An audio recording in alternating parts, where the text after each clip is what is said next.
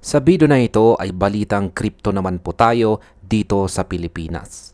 At ang ating source po dito ay si Bitpinas, kung saan ang sabi dito ay the 60 pesos to $1 reality, the pros, cons, and what it means for the Filipino crypto holder. Isa pong hindi komportableng realidad ang bumungad sa ating mga Pilipino, sapagkat ang Philippine peso ay kasalukuyang kumakatok na sa uncomfortable door na 60 pesos to $1 exchange rate. Dahil po sa lumalalang geopolitical tensions sa Middle East, ang patuloy na pagsipa ng presyo ng langis sa market at ang paglakas ng US dollar, ang ating lokal na pera ay nasa ilalim ng matinding pressure. Sa tuwing humihina ang piso, laging hati ang reaksyon nating mga Pinoy. May mga freelancers at saka OFWs na nagdiriwang dahil sa kanilang instant pay raise. Pero sa kabilang banda, ang mga ordinaryong mamimili at commuters ay naghahanda na sa mas mahal na bilihin. Sa video na ito ay pag-uusapan po natin ang malalim na epekto nito sa ating ekonomiya at mas importante kung paano ito babago sa ating diskarte bilang cryptocurrency community. Handa na ba kayong harapin ang 60 pesos reality? Simulan po natin kung sino ang mga panalo sa mahinang piso. Hindi lahat ay talo kapag humihina ang piso. Sa katunayan, nagsisilbi itong immediate multiplier para sa mga kababayan nating nagpapasok ng dolyar dito sa ating bansa. Unang-una narito ang ating mga overseas Filipino workers o OFWs at ang kanilang mga pamilya. Kapag nagpadala ang ating mga bayani ng dolyar, mas maraming piso ang natatanggap ng kanilang pamilya dito sa Pilipinas, na pansamantalang nagpapataas ng kanilang purchasing power. Gayon din ang ating mga BPO workers at freelancers na tumatanggap ng sahod sa US dollar. Ito po ay tila isang instant salary bump nang hindi na kailangang humingi ng raise sa boss. Pati ang mga local exporters ay nagiging mas competitive dahil nagiging mura ang ating mga produkto para sa mga foreign buyers. Sa aking opinyon, nakikita ko rito ang isang temporary high. Masarap tingnan ang malaking conversion sa iyong GCash o bank account, lalo na kung ikaw ay isang virtual assistant o independent freelancer.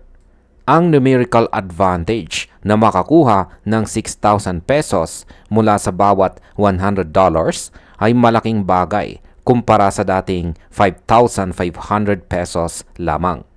Pero kailangang maging maingat. Ang multiplier effect na ito ay madalas na kinakain din ng inflation sa loob ng ating bansa. Habang tumataas ang ating kinikita sa piso, tumataas din ang presyo ng mga binibili nating bigas at kuryente. Kaya naman, ang panalo na ito ay madalas na maging break-even lang sa huli kung hindi mo alam kung paano i-manage ang iyong mga assets. Ngayon ay dito naman po tayo sa hidden tax sa bawat Pilipino. Ito po talaga ang masakit na katotohanan. Ang Pilipinas ay isang net importing country. Ibig pong sabihin, mas marami tayong binibili sa ibang bansa kaysa sa ating ibinebenta at binabayaran natin ito sa US dollars. Ang pinakamalaking pain point dito ay ang imported inflation. Dahil halos lahat ng ating langis ay imported, ang paghina ng piso ay nangangahulugan ng mas mahal na gasolina sa mga pump station. At alam nating lahat, kapag tumaas po ang krodo, kasunod na ang pagtaas ng presyo sa mga transportation, bigas, gulay at karne. Bukod pa rito, asahan po ang pagmahal ng mga gadgets at tech products gaya po ng mga smartphones at computer parts. Kahit ang ating national debt ay apektado, kailangang maglaan po ng gobyerno ng mas malaking budget para lang bayaran ang interest ng ating mga foreign loans na sana ay napunta sa healthcare o edukasyon. Sa aking opinyon, napakahirap ng sitwasyon nating mga Pinoy dahil po sa creeping inflation na ito. Ang 60 pesos exchange rate ay hindi lang basta numero sa balita. Ito po ay isang invisible tax na binabayaran nating lahat sa tuwing bumibili tayo ng grocery. Para sa atin, ang ibig sabihin nito ay mas maliit na disposable income para i-invest sa market. Kung dati ay may sobra kang 5,000 pesos para pambili ng Bitcoin, baka ngayon ay 3,000 pesos na lang dahil napunta na ang iba sa pambayad ng kuryente at pamasahe. Ang numerical impact nito sa ating long-term savings ay seryoso, kaya kailangang mas maging strategic po sa bawat pisong ilalabas. Ngayon ay pag-usapan naman po natin ang crypto angle. At yan po ay ang double-edged sword. Para po sa local crypto community, ang 60 pesos exchange rate ay isang double-edged sword kung saan ay may hatid na swerte pero may hatid ding hamon. Unahin po natin ang magandang balita. Yan po ay ang stablecoin hedge. Tayong mga Pinoy na nagtatabi ng ating savings sa USDT o USDC ay protektado sa devaluation ng piso. Kahit na sideways lang ang galaw ng crypto market, ang value ng ating portfolio sa PHP or Philippine Peso ay tumataas dahil po sa dollar appreciation. Gayon din po ang mga Web3 workers at gamers na binabayaran sa crypto. Sila ang mga bagong digital OFWs na nakikinabang sa mahinang piso. Ngunit, may cons din ito. Ang buying the dip ay nagiging mas mahal. Kung si Bitcoin ay bumaba po sa $60,000, kailangan mo ng mas maraming piso para mabili ang isang buong Bitcoin sa 60 pesos rate. Kumpara po sa noong nasa 55 pesos pa ang palitan. Sa aking opinyon ay nakikita ko rito ang pagliit ng ating global purchasing power. Kahit bumagsak po ang presyo ng crypto, parang hindi natin ramdam ang discount dahil mahal ang palitan ng dolyar. Bukod pa rito, ang on-chain gas fees sa Ethereum o Solana ay nagiging mas masakit sa bulsa pag na-convert na sa piso. Ang numerical reality ay ganito po. Ang paglipat ng assets sa blockchain ay naging 9% hanggang 10% na mas mahal dahil lang sa paghina ng ating currency. Ito po ang dahilan kung bakit kailangang maging maingat sa pagpili ng networks na gagamitin para sa transactions. Ang bawat swap o transfer ay kailangang kalkulado dahil mas mahal na ang bawat unit ng gas. At narito na po ang aking kabuuang opinyon tungkol sa balitang ito.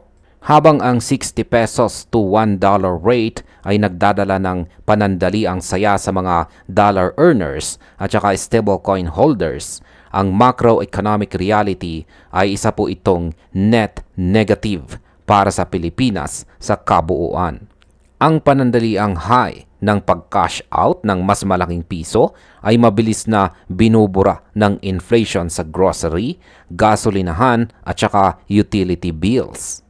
Para sa mga crypto-savvy na Pinoy, ang sitwasyong ito ay nagbibigay ng isang mahalagang leksyon kung saan ang paghawak ng crypto, partikular na ang mga stablecoins, ay hindi na lang tungkol sa profit, kundi tungkol sa proteksyon.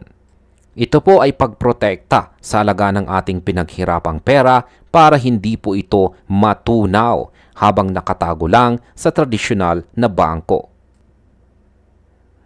Ang masasabi ko po para sa lahat ay huwag lang tayo mag-focus sa presyo ni Bitcoin sa US dollar. Simulan po natin bantayan ang dollar-peso pair sa TradingView. Ang numerical gap sa pagitan po ng sahod natin at ng cost of living ay lumalaki at ang crypto ay isa po sa iilang paraan para makasabay tayo sa global economy. Kung ikaw ay kumikita sa piso, subukang mag-allocate ng maliit na porsyento sa mga stable coins gaya po ng USDT para magkaroon ka ng dollar exposure. Sa ganitong paraan, kahit anong mangyari sa ating lokal na pera, ang ating hard-earned value ay nananatiling buo sa pandaigdigang pamantayan.